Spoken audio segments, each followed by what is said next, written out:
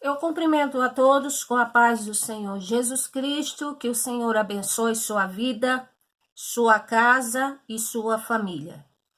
Hoje eu vou falar de assuntos concernentes para com o futuro da humanidade. E o título da palavra que eu trago é: o que a Bíblia diz acerca dos últimos acontecimentos para com a humanidade. É o que eu vou falar. E desde já começo dizendo que assuntos como arrebatamento, princípio das dores, grande tribulação, o milênio, essas coisas que são, vamos dizer assim, determinadas pela vontade soberana do Senhor, que realmente vai acontecer pela vontade dele, estes assuntos concernentes a os últimos acontecimentos para com a humanidade, é claro que sabemos que existe controvérsia sobre a ordem desses acontecimentos. Contudo, aqui eu não irei expor uma posição definida sobre a ordem destas coisas, mas eu irei mostrar biblicamente o que a Bíblia fala sobre estes assuntos, o que vai acontecer, o que já está acontecendo, é o que eu vou falar aqui. E para começar, eu quero citar o assunto do arrebatamento da igreja. 1 Tessalonicenses, capítulo 4, versículo 16 ao versículo 18, fala muito bem sobre este assunto, o arrebatamento. Diz assim a palavra do Senhor. 1 Tessalonicenses, capítulo 4, 16 ao 18. Porque o mesmo Senhor descerá do céu com alarido, e com voz de arcanjo, e com a trombeta de Deus. E os que morreram em Cristo ressuscitarão primeiro. Ou seja, os que estiverem mortos, mas que morreram em Cristo Jesus, fazendo a sua vontade, estando na presença dele em espírito e em verdade. Então aqui diz que no arrebatamento, esses ressuscitarão primeiro. Depois nós, os que ficarmos vivos nesta época, quem estiver vivo e estiver na presença do Senhor Jesus, diz aqui, seremos arrebatados juntamente com ele nas nuvens a encontrar o Senhor nos ares, e assim estaremos sempre com o Senhor. Portanto, consolai-vos uns aos outros com essas palavras. Então, para começar, o arrebatamento da igreja é bíblico. Alguns não passarão pela morte física, porque o texto diz que neste acontecimento, os que estiverem vivos serão arrebatados, e os mortos no Senhor Jesus Cristo ressuscitarão primeiro. Em Apocalipse, capítulo 1, versículo 7, diz assim, eis que vem com as nuvens, e todo olho verá, e até os mesmos que os transpassaram, e todas as tribos da terra se lamentarão sobre ele. Então todo olho verá, todo joelho se dobrará, toda língua confessará que Jesus Cristo é o Senhor. Romanos 14, versículo 11, e depois deixo outros versículos para vocês.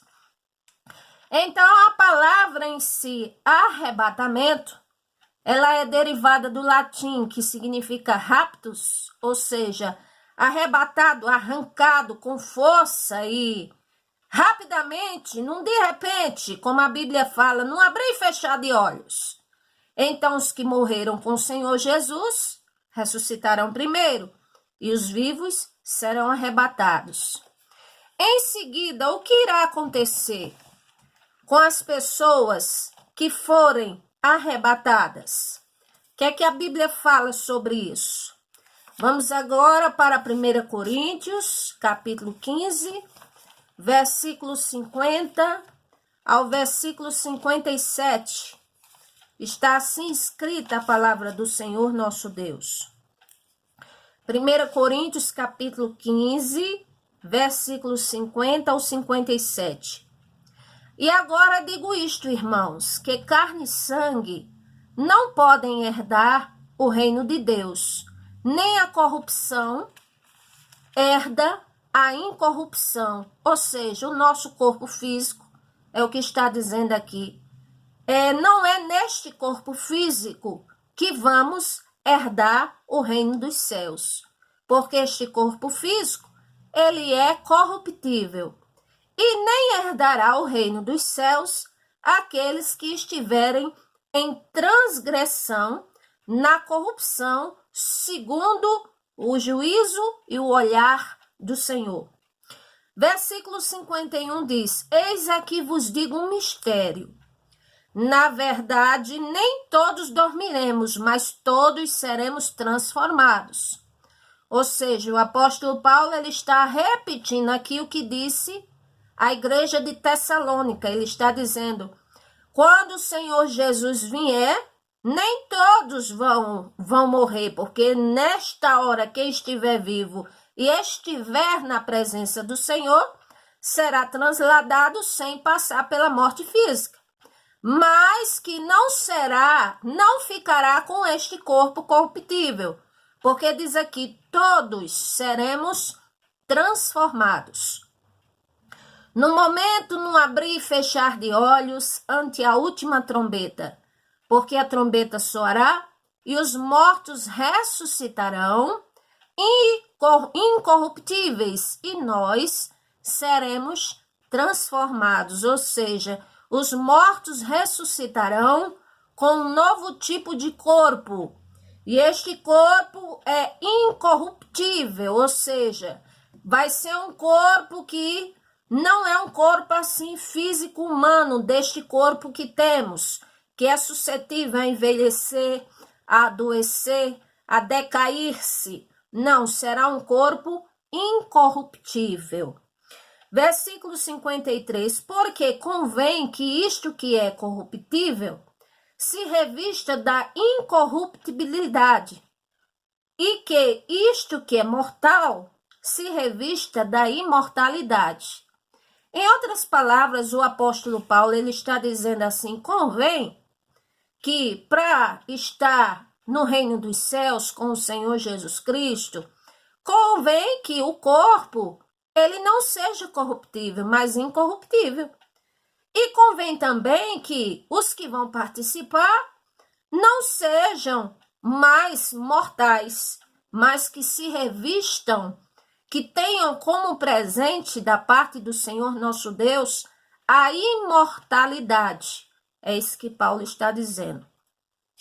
Versículo 54. E quando isto que é corruptível se revestir da incorruptibilidade, isso que é mortal, se revestir da imortalidade, então cumprir-se-á a palavra que está escrita. Tragada foi a morte na vitória. Ou seja, a morte não terá a palavra final.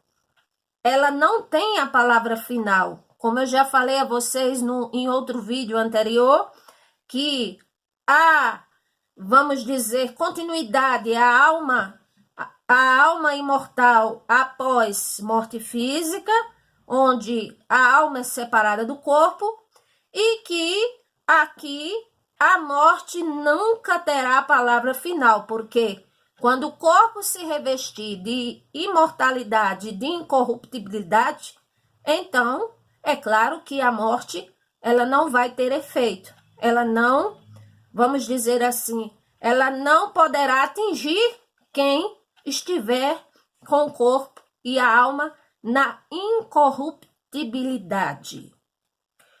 Onde está a morte, o teu aguilhão? Onde está, ó inferno, a tua vitória? Ora, o aguilhão da morte é o pecado, e a força do pecado é a lei. Mas graças a Deus que nos dá vitória por nosso Senhor Jesus Cristo.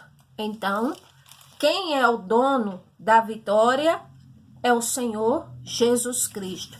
Ele foi o primeiro que morreu em corpo corruptível, doou a sua vida e assim venceu a morte, ressuscitou, e assim acontecerá com os salvos na pessoa do Senhor Jesus Cristo. Em Cristo Jesus terá o corpo incorruptível e a alma, a imortalidade na alma.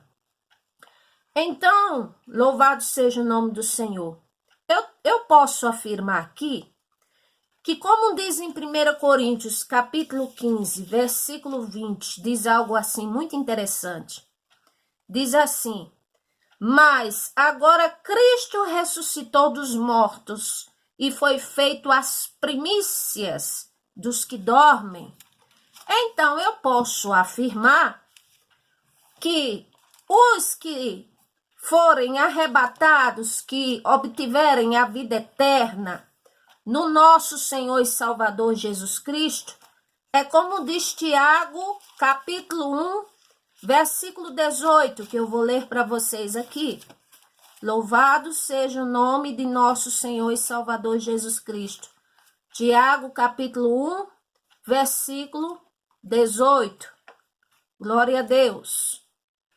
Assim está escrito: segundo a sua vontade, ele nos regenerou pela palavra da verdade, para que fôssemos como primícias das suas criaturas. Quer dizer, o que implica dizer, e que eu posso afirmar, é que aqueles que irão com o Senhor são estes que são considerados como primícias de suas criaturas. Embora que o Senhor Jesus não faz acepção de pessoas, mas a questão é que nem todos serão salvos. A oportunidade da salvação em Jesus Cristo é estendida para todos os vivos, para todos eles do globo terra. Não importa o país, nem a etnia, nem a raça, nem a nação, é estendida para todos. Mas, contudo, o fato de que uns serão salvos e outros não serão salvos, esses que não serão salvos, não é porque o Senhor escolheu uns e não escolheu estes, mas é porque para viver com o Senhor Jesus, para a glória do Senhor nosso Deus, em santidade, ter a vida eterna e a incorruptibilidade, é necessário andar segundo a vontade do Senhor. E é esta questão. As nossas obras, a nossa vida aqui na terra, é que nos dará o destinatário da nossa alma. Se morrermos com o Senhor Jesus Cristo, ressuscitaremos com ele. Se morrermos sem o Senhor Jesus Cristo, é inferno e lago de fogo e enxofre. Essa é a realidade. Então, muitos até chamam pelo Senhor Jesus, muitos creem, sabem que ele é o único Senhor, mas não querem.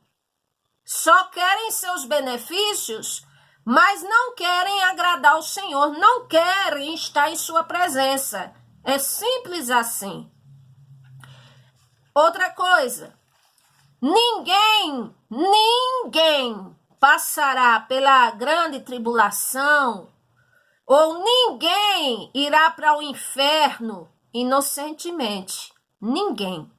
Porque o Senhor não é injusto. A palavra do Senhor diz, mostra o propósito original pelo qual nós fomos criados. Efésios capítulo 2, ali o versículo 8, que diz, somos feitura do Senhor nosso Deus. Fomos criados para as boas obras. Então, para que fomos criados? Para as boas obras, para que andássemos nelas, para que refletíssemos o esplendor da glória do Senhor, para que adorássemos a Ele. Mas acontece que nem todos vivem desta maneira a qual o Senhor gostaria que vivesse. E por Ele ter nos dado livre-arbítrio, então as pessoas seguem o que querem. Mas seguem o que querem, terão cada um de nós, teremos o resultado das nossas obras. É Efésios 2:10, melhor dizendo, somos feitura do Senhor, criados para as boas obras em Cristo Jesus e para que andássemos nelas. Louvado seja o nome do Senhor. Então ninguém vai para o inferno, para a perdição eterna, para o lago de fogo inocente. Ninguém. Todos terão a oportunidade de saber, de conhecer, de ouvir falar do Senhor, com certeza. Não há esse que vá inocentemente. De alguma maneira, o Senhor se revela para a sua criatura, para que a criatura tenha a oportunidade de vir para o Criador. Louvado seja o nome do Senhor. Eu quero ler aqui para vocês Lucas, capítulo 16, versículo 19, que conta a história de 2 homens e que os 2 morreram. E cada um pós-morte física, a alma teve um destinatário diferente. Diz assim: ora, havia um homem rico e vestia-se de púrpura e de linho finíssimo e vivia todos os dias regaladamente e esplendidamente. Havia também um certo mendigo chamado Lázaro que jazia cheio de chagas à porta daquele. E ele desejava alimentar-se com as migalhas que caía da mesa do rico. E os próprios cães vinham lamber-lhe as chagas.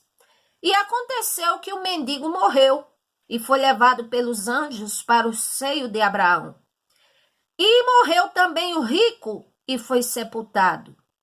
E no inferno ergueu os olhos, estando em tormentos, e viu ao longe Abraão e Lázaro no seu seio. E, chamando ele, disse: Abraão, meu pai, tem misericórdia de mim e manda Lázaro que molhe na água a ponta do seu dedo e me refresque a língua, porque estou atormentado nesta chama. Disse, porém, Abraão, filho, lembra-te de que recebeste os teus bens em tua vida, Lázaro somente males, e agora este é consolado e tu é atormentado. E além disso está posto um grande abismo entre nós e vós, de sorte que os que quisessem passar por aqui, daqui para vós, não poderia, e nem tampouco os de lá passar para cá. E disse ele: rogo-te, pois, ó pai, que mandes à casa do meu pai, pois tenho 5 irmãos, para que lhes dê testemunho, a fim de que não venham também para este lugar de tormento. Disse-lhe Abraão: eles têm Moisés e os profetas, ouçam-nos. E disse ele: não, Abraão, meu pai, mas se algum dos mortos fosse ter com eles, eles arrepender-se-iam. Porém, Abraão lhe disse: se não ouvem a Moisés e os profetas, tampouco acreditarão, ainda que algum dos mortos ressuscite.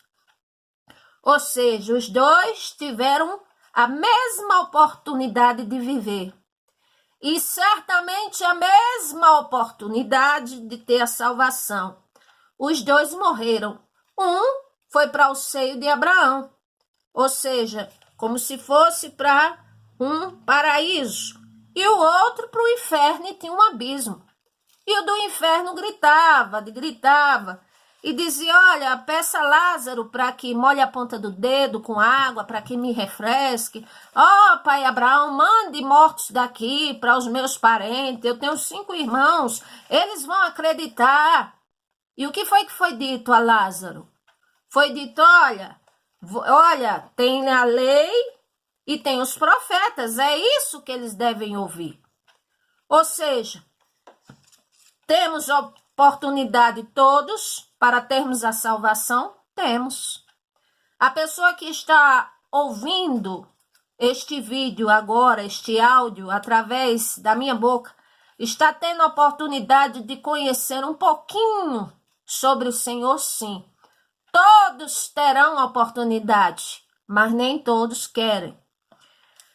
Mas os que querem, assim, vão aceitando e vão estar na presença do Senhor. Mas os que não querem, ficarão de fora do reino do Senhor. E para falar em ficar de fora, quem ficará de fora do reino do Senhor Jesus Cristo? Quem não estará incluso na vida eterna com o Senhor Jesus Cristo? Vamos começar. Alguns textos bíblicos para mostrar. Mateus capítulo 6. Vamos ler aqui. Mateus capítulo 6, versículo 21. Vamos ler aqui. Louvado seja o nome do Senhor. Glória a Deus.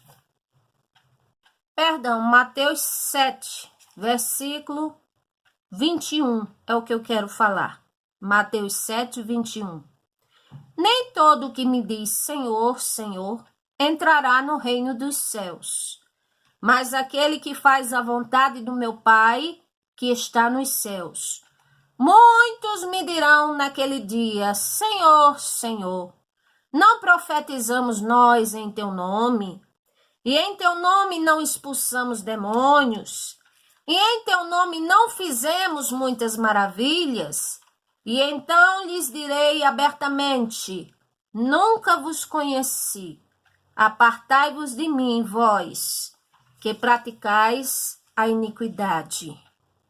Então, quando acontecer o arrebatamento, nem todos irão, e até mesmo alguns que estão em congregações, alguns que temem ao Senhor, falam do nome dele, assim até exercem tarefas e cargos. Mas estas coisas não compram a comunhão. Dons e cargos é uma coisa, e salvação em comunhão é outra. Então, por isso que diz, Senhor, mas nós não falamos em teu nome, profetizamos, expulsamos demônios. E o Senhor dirá, é verdade, mas foi no meu nome. Mas vocês não andavam em comunhão comigo. Então, apartai-vos de mim, porque eu não vos conheço. Então, isso significa dizer que é muito mais do que estarmos numa congregação ou orando ou tendo cargos e dons para podermos ter a salvação. Se não tivermos comunhão e não tivermos santificação e se não estivermos em paz uns com os outros, a Bíblia diz que ninguém verá o Senhor nestas condições. É o que está escrito. Agora vamos mais. Quem ficará de fora do reino do Senhor pela Bíblia Sagrada? Louvado seja o nome do Senhor. Romanos, capítulo 1, versículo 18 em diante, diz assim: porque do céu se manifesta a ira de Deus sobre toda impiedade e injustiça dos homens, que detêm a verdade e injustiça. Porquanto o que Deus se pode conhecer nele se manifesta, porque o Senhor Deus lhe manifestou. Porque todas as coisas invisíveis desde a criação do mundo, tanto o seu eterno poder como a sua divindade, se estendem e claramente se veem pelas coisas que são criadas, para que eles fiquem inexcusáveis, ou seja, o poder do Senhor, a existência do Senhor ela é refletida sobre vários âmbitos para que o ser humano entenda sobre suas obras, sobre a criação, sobre a formação do ser humano, sobre tantas coisas. A ciência tem visto isso, outros têm visto isso, que somente o sobrenatural poderia, vamos dizer, criar o corpo humano, células, fazer tudo isso. Ou seja, são provas infalíveis de se ver que há um ser sobrenatural, um único Deus que faz estas coisas. Aí aqui diz mais adiante: porquanto, tendo conhecido ao Senhor nosso Deus, não glorificaram como Deus, nem lhe deram graças, antes em seus discursos se desvaneceram e o coração insensato se obscureceu, dizendo-se sábios, tornando-se loucos, e mudaram a glória do Senhor Deus incorruptível em semelhança da imagem de homens corruptível, e de aves e quadrúpedes e répteis, pelo que também Deus os entregou às concupiscências do seu coração, a imundícia para desonrarem o seu corpo em si, mudaram a verdade do Senhor Deus em mentira, honraram e serviram mais a criatura do que o Criador, que é bendito eternamente. Ou seja, muitos observam e dentro de si têm a consciência de que as coisas foram criadas pelo Senhor, mas preferem se fechar, endurecer os corações e trocar o incorruptível pelo corruptível, fazer, vamos dizer, em vez de adorar o Senhor com todo ser e toda alma e todo coração e entendimento, preferem muitas vezes se prostrar diante de uma imagem, diante de uma pessoa que, por ser famosa, outros têm como ídolo, e tantas coisas mais, e com isso entregam-se às concupiscências, desonram os próprios corpos, o próprio interior, porque deixam de servir e reconhecer o Senhor para honrarem e servirem a criatura. É o que está escrito.